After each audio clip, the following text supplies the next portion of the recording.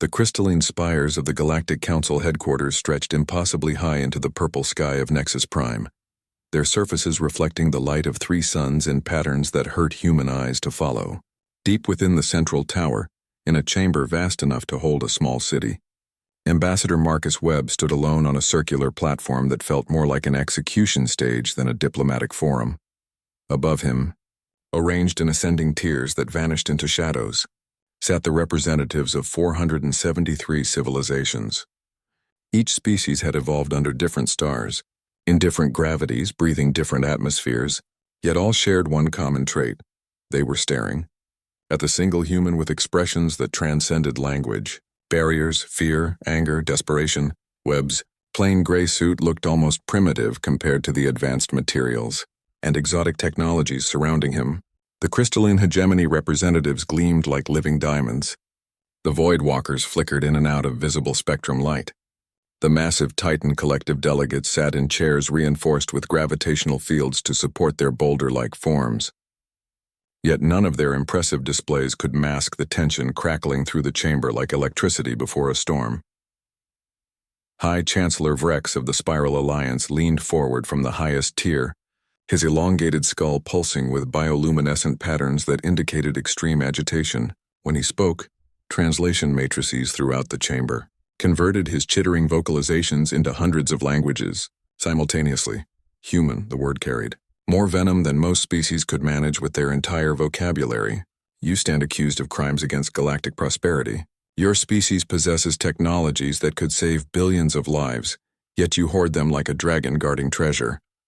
Webb remained perfectly still, his weathered face betraying no emotion. At 62, he had seen humanity rise from a single planet to become something that made the galaxy's greatest powers nervous. His gray eyes, sharp as laser cutters, slowly swept across the assembled representatives before settling back on the High Chancellor. "I'm listening," Webb said simply. The response sent ripples of indignation through the galleries. Several delegates rose from their seats, their various forms of communication creating a cacophony that the translation systems struggled to process. The hive queens of Sector 7 began releasing pheromone clouds that shifted colors rapidly. The silicon mines transmitted data bursts so intense they overloaded nearby electronic systems. Chancellor, Frex's bioluminescent patterns shifted to what any xenobiologist would recognize as barely controlled rage. Your fusion technology could power our colonies for millennia. Your medical nanotechnology could cure diseases that have plagued the galaxy since before your species crawled from their caves. Your quantum computing advances could solve problems that have stymied our greatest minds for centuries. He gestured to a holographic display that materialized in the center of the chamber, showing images of suffering across the galaxy, dying worlds where energy shortages had led to civilizational collapse, hospital ships filled with patients whose conditions could be cured overnight with human medical technology, research stations where brilliant alien minds struggled with calculations that human quantum computers could solve in microseconds. Yet when we request access to these technologies, through proper diplomatic channels you refuse, Vrex continued, his voice rising to a shriek that made several translator units emit warning tones. When we offer trade agreements worth the combined GDP of star systems, you decline. When we propose cultural exchanges, scientific partnerships, even territorial concessions, you remain silent. Webb's expression didn't change, but something flickered behind his eyes. "Have you finished with the accusations, Chancellor?" "Accusations?" The word exploded from Vrex with such force that several nearby delegates flinched. "These are facts. Your species has technologies that could transform galactic civilization, and you selfishly refuse to share them. This council has been patient for 57 Earth years, hoping your species would develop some sense of galactic citizenship. Instead, you have become more secretive, more isolated." The holographic display shifted to show human space, a small sphere around Earth's solar system that had remained unchanged for decades while every other species in the galaxy expanded their territories, formed alliances, built vast networks of trade and communication. "We know you possess faster-than-light travel capabilities that exceed our own," Vrex said, his patterns now cycling through colors that indicated deep frustration. "We know your defensive technologies could revolutionize planetary protection. We know your artificial intelligence systems operate on principles we cannot comprehend. He paused, letting the implications hang in the air like a sword. What we do not know is why you persist in this criminal selfishness while the galaxy suffers. Webb finally moved, taking a single step forward that somehow carried more menace than if he had drawn a weapon. When he spoke, his voice carried clearly through the vast chamber without any technological amplification. Chancellor Vrex, with respect, you seem to be operating under a fundamental misunderstanding. The chamber fell silent. Even the constant hum of life support systems seemed to pause. You speak of our technologies as if they were gifts that we owe to the galaxy, Webb continued, his tone conversational but carrying an undertone that made several aliens' primitive fear responses activate. You speak of our medical advances as if they were discovered in isolation. Without considering the cost, he gestured to himself, still standing alone on the platform surrounded by hundreds of beings who could end his life with a thought. Do you know what humans call the process of developing technology, Chancellor?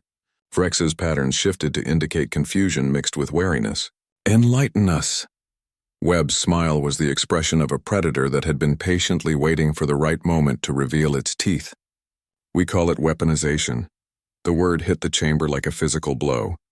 Several delegates actually recoiled, their various forms of expressing shock, creating a wave of sound and light that the translation system simply gave up trying to process. Every technology you covet, Webb continued, his voice now cutting through the chaos like a blade, was developed with one primary purpose: to kill our enemies more effectively than they could kill us.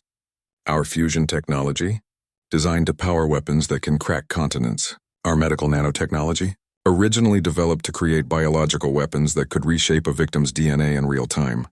He paused, letting that sink in before delivering the blow that would shatter their assumptions completely. Our quantum computers, their first successful calculation was determining the most efficient way to destroy this very council, headquarters from 37 different vectors, simultaneously. Chancellor Vrex's bioluminescent patterns went completely dark, the equivalent of a human face draining of all color. Around the chamber, the representatives of galactic civilization began to understand that they had not been negotiating with a primitive species hoarding primitive technology. They had been interrogating an apex predator that had been politely declining to share weapons of mass destruction. Webb's smile widened slightly as he watched the realization spread through the chamber like a virus. Now then, shall we discuss why the Galactic Council really wants human technology badly enough to threaten a species you've spent 57 years trying to contain? The silence in the council chamber stretched like a drawn bowstring, tension so thick it seemed to bend the light itself. High Chancellor Vrex's bioluminescent patterns flickered erratically as his massive brain struggled to process the implications of Webb's words. Around the tiered galleries, 473 civilizations sat frozen in a moment of collective realization. Webb remained motionless on the central platform, his gray eyes moving systematically across the assembled delegates. He had spent months studying each species' psychological profiles, their fear responses, their cultural triggers. What he saw now confirmed his analysis. They were terrified, but not yet broken. You speak of weapons, Chancellor Vrex finally managed, his voice barely above a whisper that the translation systems amplified throughout the chamber. Are you threatening the Galactic Council? Webb's expression remained unchanged. Chancellor, if I were threatening you, you would already be dead. The words hit like a physical blow. Several delegates rose from their seats in panic, their various alarm responses creating a cacophony of sounds, lights, and chemical releases.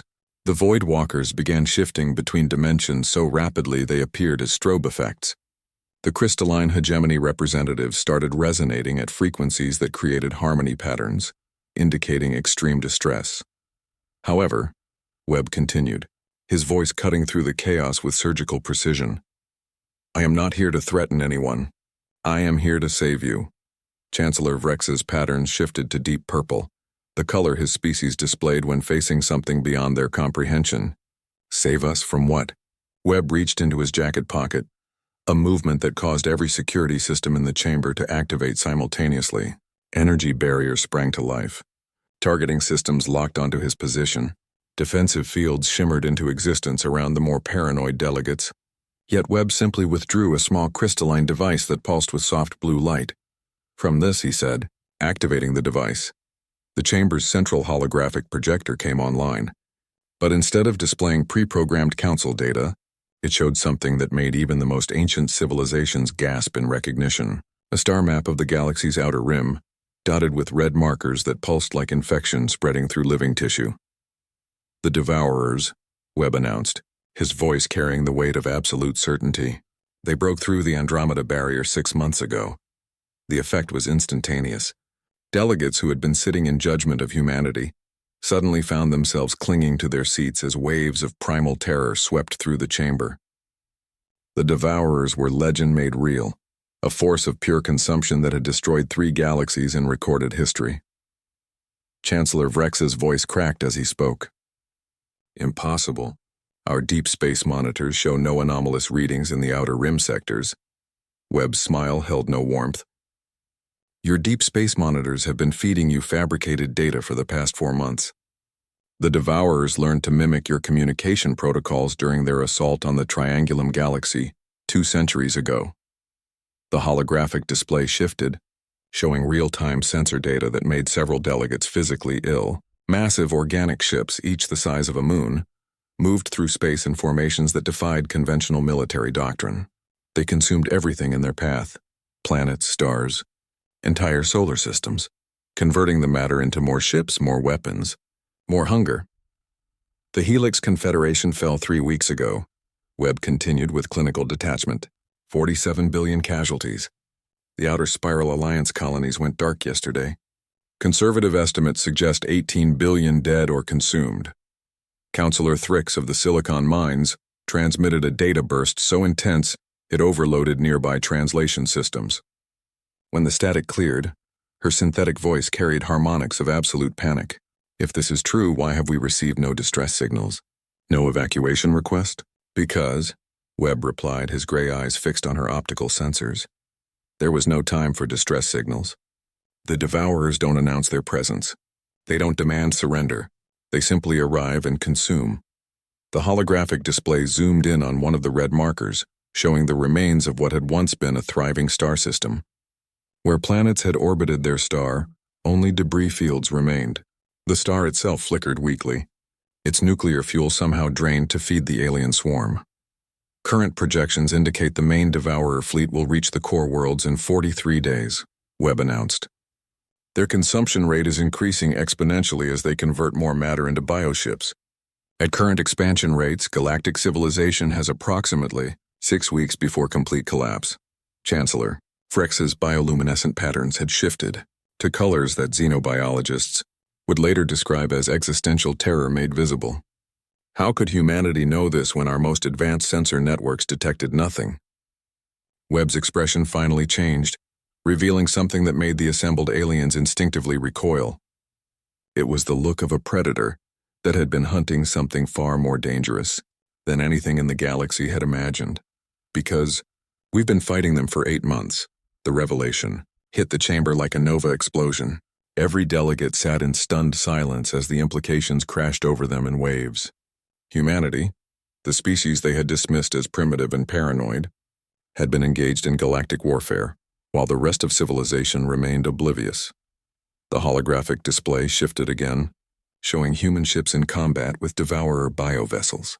The human craft moved with impossible grace, their weapons systems operating on principles that violated several known laws of physics. Where Devourer ships had swept through galactic defenses like a tide through sandcastles, human vessels tore through the alien formations with surgical precision. Your containment protocols worked perfectly, Webb said, his voice carrying a note of bitter irony. While you spent 57 years keeping us isolated in our solar system, we used that time to prepare for threats you couldn't imagine. Every technology you wanted to steal, every advancement you demanded we share, was developed specifically to fight enemies like the Devourers. He gestured to the battle recordings, where human ships demonstrated capabilities that made the Council's most advanced dreadnoughts look like children's toys. Weapons that can disrupt organic matter at the quantum level. Defensive systems that adapt to biological attack patterns in real time. AI networks that can outthink hive minds with millions of years of evolutionary experience.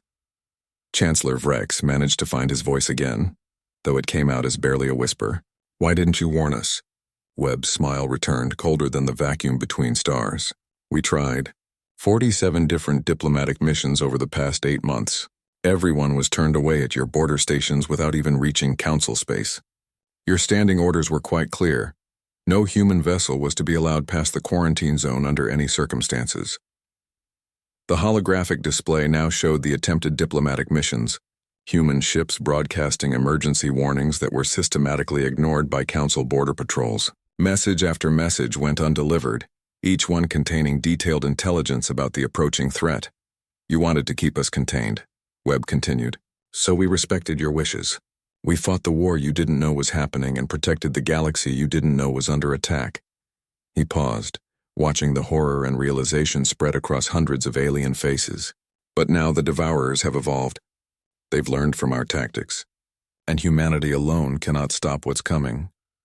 The chamber erupted in chaos as delegates began shouting questions, demands, desperate pleas for salvation. Through it all, Webb stood perfectly still on his platform, waiting for the noise to die down before delivering the final blow. The Galactic Council has a choice, he announced, his voice somehow carrying over the cacophony. You can continue to treat humanity as a threat to be contained and watch galactic civilization burn. Or you can accept that sometimes salvation comes from the monsters you've spent decades trying to cage. His gray eyes swept across the assembled representatives one final time. Choose quickly. The Devourers will reach your core systems in 42 days, 17 hours and 23 minutes, and they don't negotiate. The great chamber of the Galactic Council had descended into barely controlled chaos. Representatives from hundreds of civilizations shouted across the tiers in languages that strained the translation systems to their breaking points. Some delegates had activated personal defensive shields, others had begun broadcasting emergency signals to their home governments, and a few had simply shut down completely, their psychological systems unable to process the magnitude of the threat. Ambassador Webb stood motionless at the center of it all, his gray eyes tracking the panic with the calm assessment of a battlefield commander. He had expected this reaction. Fear was a universal constant, and he had just informed the galaxy's most powerful beings that their worst nightmare was 42 days away from consuming everything they had, built over millions of years high. Chancellor Vrex raised all 6 of his arms in a gesture that commanded attention throughout the chamber. His bioluminescent patterns had stabilized into deep crimson bands, the color his species displayed when making life-or-death decisions. The chaos gradually subsided as delegates realized their survival might depend on what happened in the next few minutes. Ambassador Webb, Vrex's voice carried the weight of civilizations as the translation systems amplified his words. If humanity has been fighting these Devourers for 8 months, and you claim to have superior weapons technology, why do you need the Council's assistance? Webb's expression remained unchanged, but something flickered behind his eyes that made several empathic species recoil. Because, Chancellor, we're losing. The admission hit the chamber like a physical blow. If humanity, with all their terrifying technological advantages, couldn't stop the Devourers, what hope did the rest of the galaxy have? The holographic display shifted again, showing battle damage reports that painted a grim picture of humanity's war effort. Ships lost, defensive positions overrun, entire human colonies evacuated in desperate rearguard actions. Despite their advanced weapons and impossible technologies, the Devourers' sheer numbers and adaptive capabilities were slowly grinding down human resistance. The Devourers learn, Webb explained, his voice carrying the exhaustion of someone who had seen too much war. Every weapon we use against them, they adapt to. Every tactic we employ, they counter within days. They've been consuming galaxies for millions of years, and they've faced every possible form of resistance. He gestured to the tactical displays showing Devourer bioships that had evolved armor specifically designed to resist human weapons. Our quantum disruptors were devastatingly effective for the first month. Then they developed biological shielding that converts quantum interference into energy. Our AI networks could outthink their hive minds until they began integrating consumed intelligence into their collective consciousness.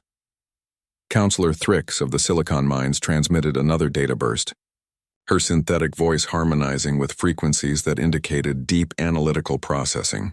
You're suggesting these creatures can evolve defenses faster than you can develop new weapons? Not suggesting, Webb replied grimly. Stating. The Devourers aren't just another alien species. They're an evolutionary arms race compressed into living weapons. Every galaxy they've consumed has made them stronger, smarter, more adaptable. The display zoomed in on a captured Devourer bioship, its organic hull covered in structures that served no apparent purpose, until the analysis highlighted their functions. Neural networks that could process information faster than quantum computers. Biological weapon systems that could manufacture specialized ammunition for any threat. Adaptive armor that could reshape itself to counter specific attack patterns. They've consumed the technology of 3 galaxies. Webb continued. Their bioships incorporate the best defensive systems of the Andromeda Spiral Confederation, the offensive capabilities of the Triangulum War Machine Collective, and computational abilities that surpass anything the Milky Way has ever produced. Chancellor Vrex's patterns shifted to deep purple as he processed the implications. If they're so advanced, how has humanity survived 8 months of combat? Webb's smile was the expression of someone who had looked death in the face and found it wanting. Because humans don't fight fair. He touched a control on his crystalline device and the display shifted to show human tactics that made several military strategists in the audience gasp in recognition. Ships that attacked from impossible angles using gravity weapons that bent space-time, weapons that targeted the quantum foundations of matter itself. AI systems that didn't just outthink their enemies but actively drove them insane by forcing paradoxical logic loops into their consciousness. Every other galaxy tried to fight the Devourers conventionally, Webb explained. They used their best weapons, their most advanced tactics, their greatest heroes. They fought with honor and courage and strategic brilliance, and they all died. The battle recordings showed human ships doing things that violated basic principles of military doctrine. Vessels that exploded themselves to create localized space-time distortions. Weapons that converted their own ships into ammunition. Tactics that seemed designed to cause maximum psychological damage rather than simple destruction. Humans fight like we're already dead, Webb said, his voice carrying the weight of species-wide determination. We use weapons that violate physics because we develop them assuming we won't survive to face the consequences. We employ tactics that cost more than they're worth because we calculate value differently than other species. He paused, watching the realization spread across alien faces that humanity's greatest weapon wasn't their technology. It was their willingness to pay any price for victory. But even that isn't enough, Webb admitted. The Devourers have begun adapting to our insanity. They're learning to think irrationally, to anticipate the unexpected, to counter attacks that should be impossible to predict. Chancellor Vrex leaned forward, his massive frame casting shadows across the platform where Webb stood. What are you proposing? Webb's gray eyes swept across the assembled representatives, measuring their resolve, their desperation, their willingness to pay the price for survival. The Council's conventional forces are useless against the Devourers. Your weapons, your tactics, your military doctrine, all of it has been tested and defeated in 3 previous galaxies. The holographic display shifted to show projected battle scenarios where Council fleets engaged Devourer swarms. The results were uniformly catastrophic, with entire armadas consumed within hours of initial contact. But, Webb continued, his voice dropping to a whisper that somehow carried throughout the vast chamber, your logistics networks, your industrial capacity, your population centers, those have potential. The display changed again, showing humanity's war production facilities stretched to their breaking point, shipyards operating beyond safe parameters, weapons factories burning through resources faster than they could be replaced, entire human worlds converted to military production at the cost of civilian comfort. Humanity's industrial base can't sustain this war much longer, Webb admitted. We need the Council's manufacturing capacity to produce weapons in the quantities necessary to stop the Devourers. We need your population centers as recruitment, bases for tactics that require personnel, expenditure rates no single species can sustain. The brutal mathematics of the proposal struck the chamber like a cold wind. Webb wasn't asking for an alliance. He was asking the galaxy to transform itself into a weapon. And in return, Chancellor Vrex asked, though his tone suggested he already knew the answer. Webb's smile was the expression of a predator offering to protect sheep from wolves. In return, humanity takes command of the war effort, complete tactical authority, unlimited resource allocation, and the right to make decisions that the Council won't want to live with. He paused, letting the implications sink in before delivering the final condition. Because stopping the Devourers won't just require better weapons or superior tactics, it will require a species willing to become the very monsters we're fighting against. The chamber fell silent as representatives of galactic civilization contemplated surrendering their freedom to the species they had spent decades trying to contain. In 42 days, the choice would be made for them, but today they still had the luxury of deciding whether to die free or live as humanity's protected subjects. The Galactic Council chamber had fallen into an oppressive silence that seemed to press down on the assembled delegates like a physical weight. For 17 minutes, representatives from hundreds of civilizations sat frozen in their seats, grappling with a choice that would determine the fate of everything they had built over millions of years of evolution and expansion. High Chancellor Vrex's bioluminescent patterns had gone completely dark, his massive frame motionless as his brain processed scenarios too terrible to contemplate. Around the tiered galleries, other delegates exhibited their species' various forms of stress response. The crystalline hegemony representatives had locked into resonance patterns that created haunting harmonies throughout the chamber. The void walkers flickered between dimensions so rapidly they appeared as barely visible shadows. Ambassador Webb remained perfectly still on the central platform, his gray eyes moving systematically across the assembled beings. He had anticipated this moment of paralysis. Fear was a powerful force, but it was also unreliable. Sometimes it motivated action, sometimes it created denial, and sometimes it simply broke minds that couldn't accept unthinkable realities. "Chancellor," Webb said finally, his voice cutting through the silence like a knife, "the mathematics of this situation are quite simple. Every minute you delay your decision, approximately 37,000 sentient beings die in the outer rim sectors." Vrex's patterns flickered back to life, pulsing with weak orange light that indicated deep uncertainty. "You ask us to surrender galactic sovereignty to a species we've spent decades containing. How can we trust that humanity won't simply become the next threat we need to fight?" Webb's expression didn't change, but something shifted in his posture that made several empathic species recoil. "Because, Chancellor, we already are the next threat." The admission hung in the air like a poison cloud. Several delegates rose from their seats in alarm, their various defensive systems activating automatically. The chamber's security protocols began cycling through threat assessment algorithms as they struggled to categorize a diplomatic envoy who had just admitted to being a danger to galactic civilization. "The difference," Webb continued with clinical detachment, "is that we're the threat you can negotiate with." He reached into his jacket again, this time withdrawing a device that looked deceptively simple, a crystalline cube no larger than his palm. Several alien military advisors immediately recognized it as some form of communication equipment, but the energy readings their sensors detected made them deeply uncomfortable. "Perhaps a demonstration would clarify the situation," Webb said, activating the device. The chamber's holographic projectors came online again, but this time they displayed something that made even the most advanced civilizations gasp in disbelief.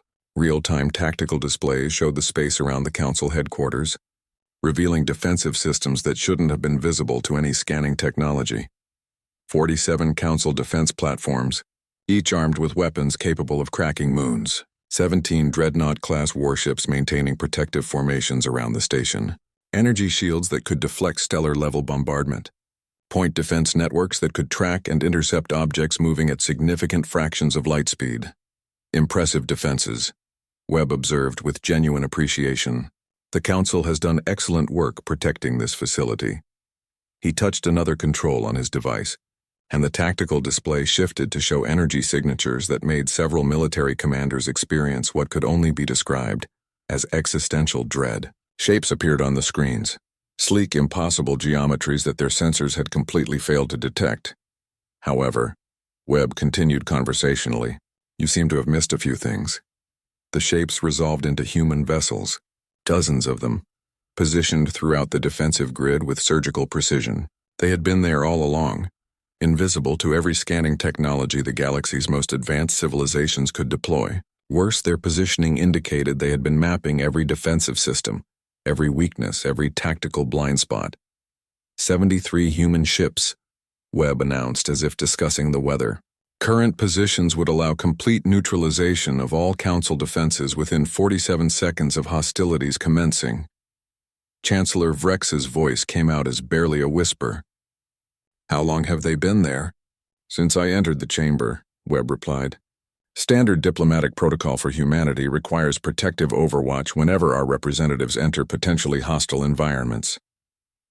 The tactical display zoomed in on individual human vessels, showing weapon systems that operated on principles the Council's best scientists couldn't identify.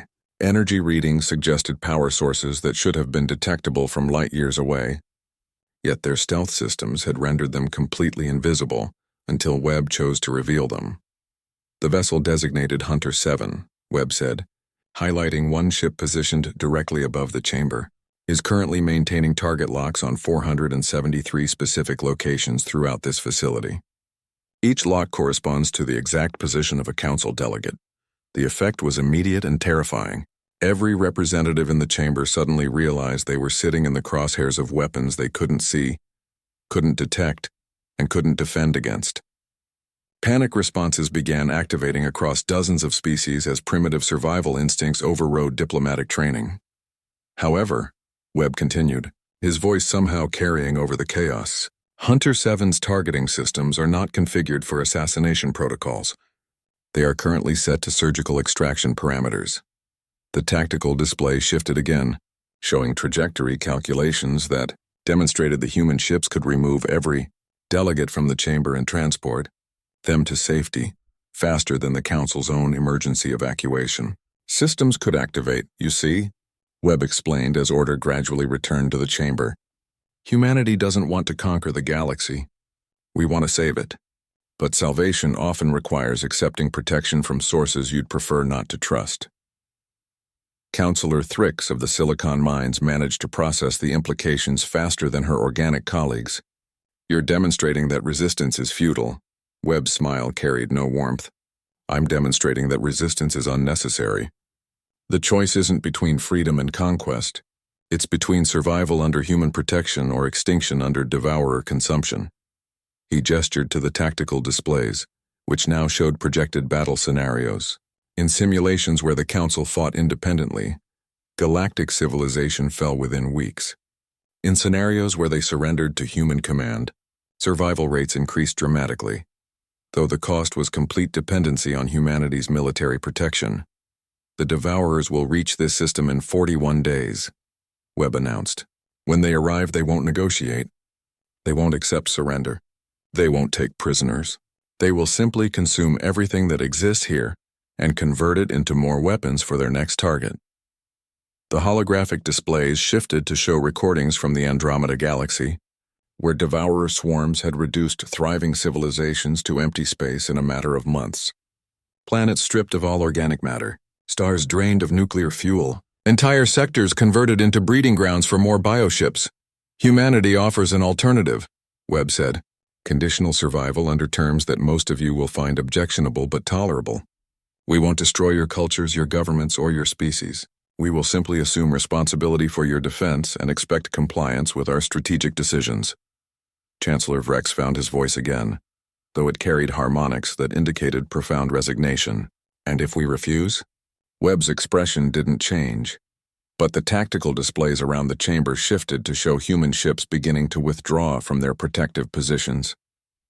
"Then we respect your choice and return to our own territory. You can face the Devourers with the same courage and honor that guided 3 previous galaxies to extinction." The message was clear. Humanity was offering protection, but they weren't begging for the opportunity. They had alternatives. The galaxy's civilizations were free to choose death over dependence.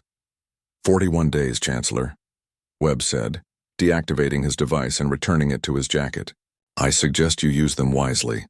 As the human ships vanished from the tactical displays, returning to stealth configurations that rendered them undetectable, the Council was left to contemplate a future where their survival depended entirely on the mercy of the species they had spent decades trying to contain.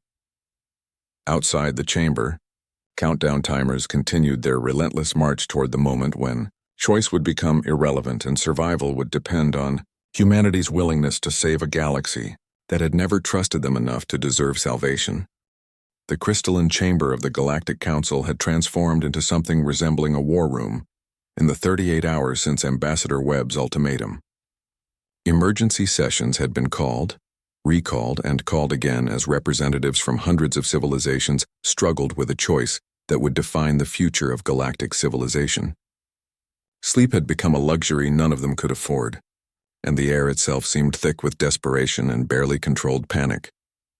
High Chancellor Vrex stood at the center of the platform where Webb had delivered his demonstration of human power, his massive frame casting shadows across holographic displays that showed the approaching devourer swarms in real time. The red markers had advanced significantly in the past day and a half, consuming 3 more star systems and adding their biomass to the unstoppable tide of destruction. Around the tiered galleries, delegates exhibited the strain of impossible decision-making. The crystalline hegemony representatives had locked into harmonic patterns that indicated mental exhaustion. Several of the smaller species had activated hibernation protocols rather than face the psychological stress of contemplating galactic extinction.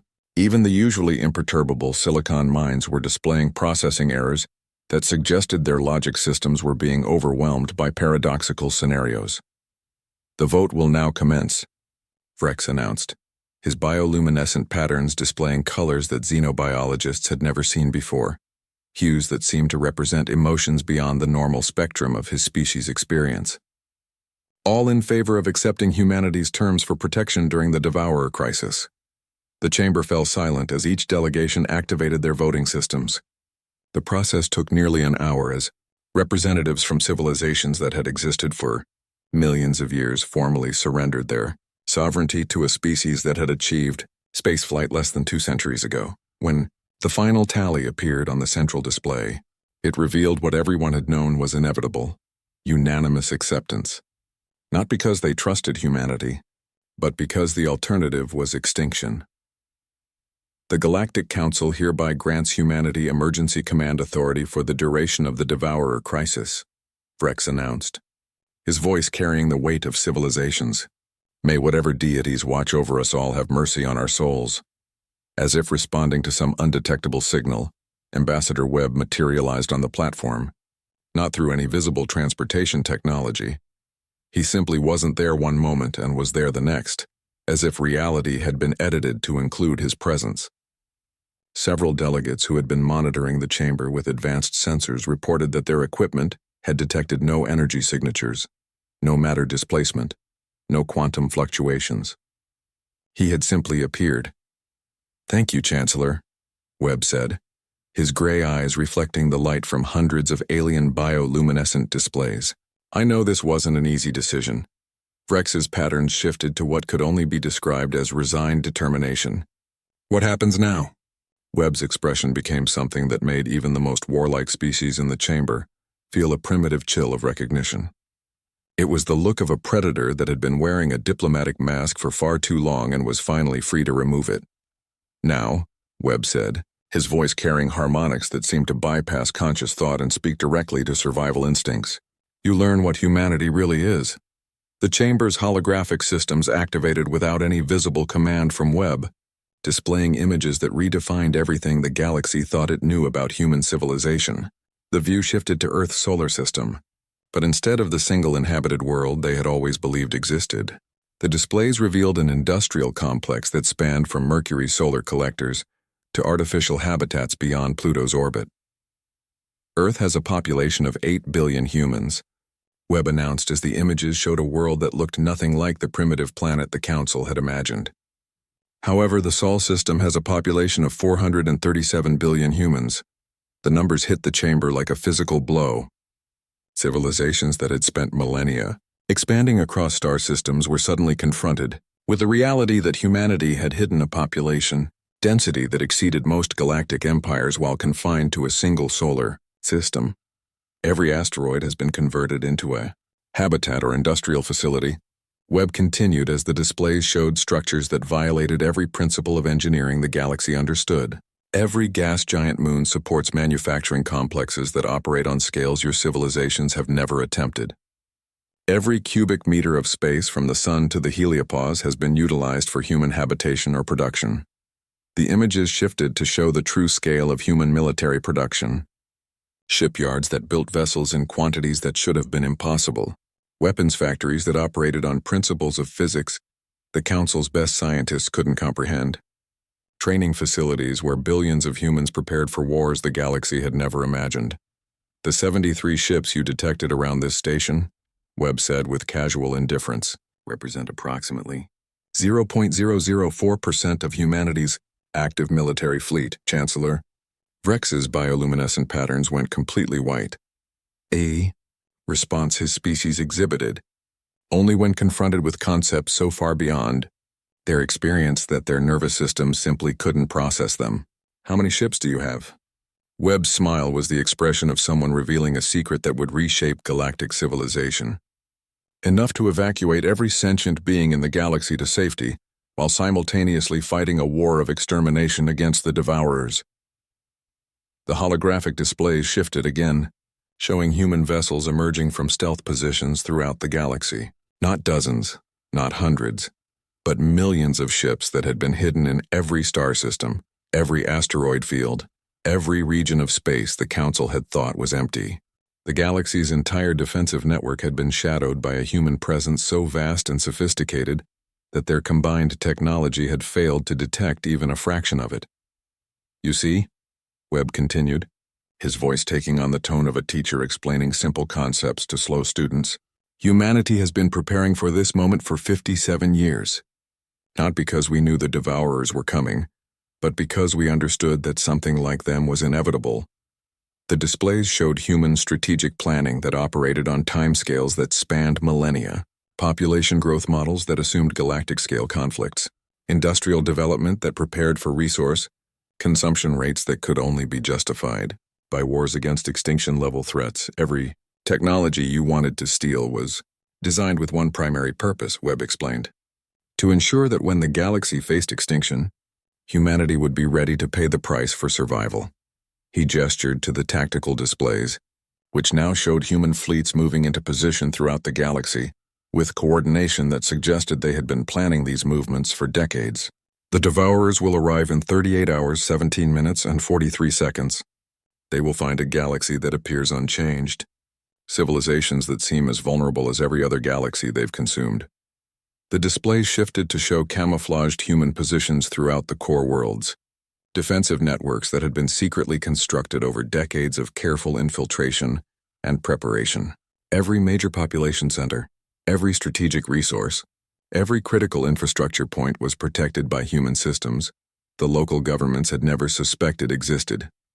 What they will actually find, Webb said, his gray eyes reflecting the light of a galaxy at war, is 437 billion humans who have spent their entire lives preparing to fight enemies exactly like them.